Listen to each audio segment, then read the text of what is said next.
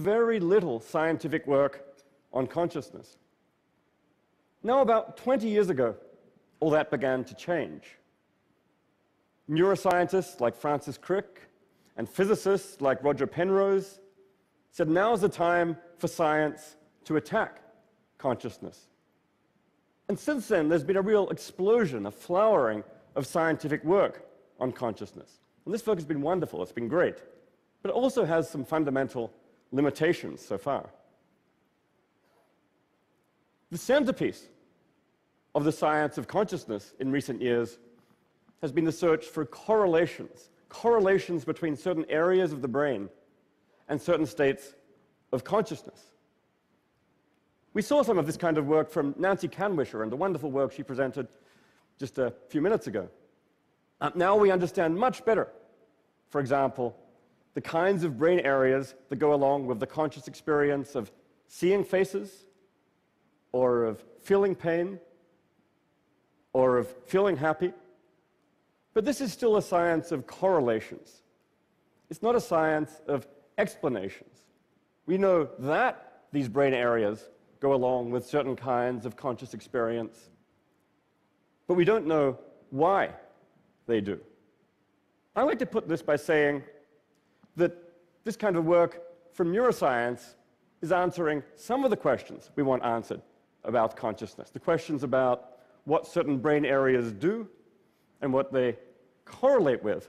But in a certain sense, those are the easy problems. No knock on the neuroscientists. There are no truly easy problems of consciousness, but it doesn't address the real mystery at the core of this subject. Why is it that all that physical processing in a brain should be accompanied by consciousness at all?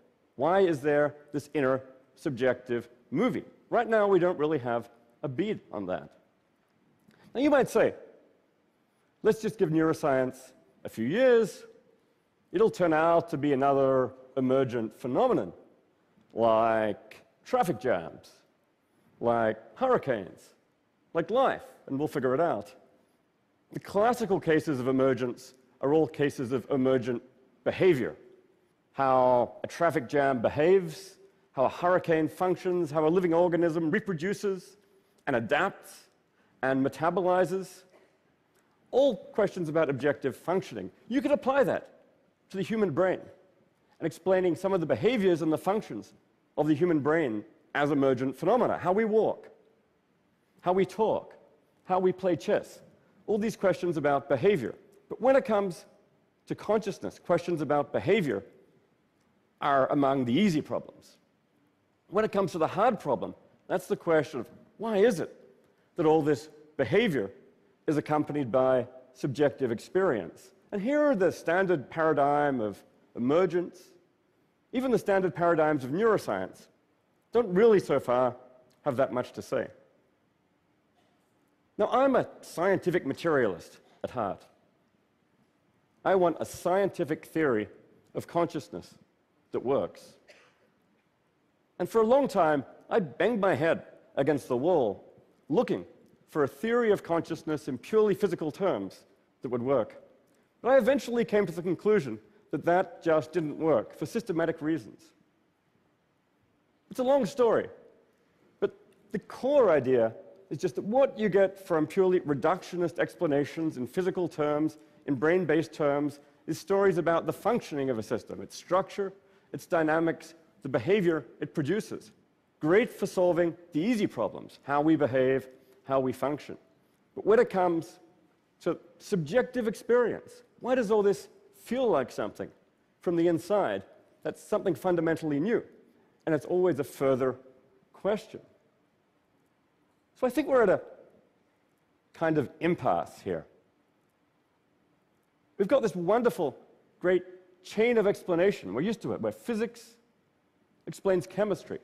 Chemistry explains biology. Biology explains parts of psychology. But consciousness doesn't seem to fit into this picture. On the one hand, it's a datum that we're conscious. On the other hand, we don't know how to accommodate it into our scientific view of the world. So I think consciousness right now is a kind of anomaly. one that we need to integrate into our view of the world, but we don't yet see how. Faced with an anomaly like this, radical ideas may be needed. I think that we may need one or two ideas that initially seem crazy before we can come to grips with consciousness scientifically. Now, there are a few candidates for what those crazy ideas might be. My friend Dan Dennett, who's here today, has one. His crazy idea is that there is no hard problem of consciousness. The whole idea of the inner subjective movie involves a kind of illusion or a confusion.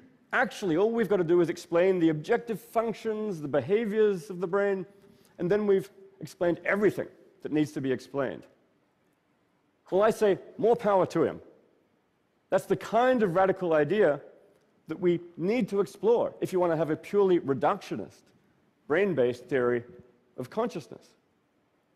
At the same time, for me, and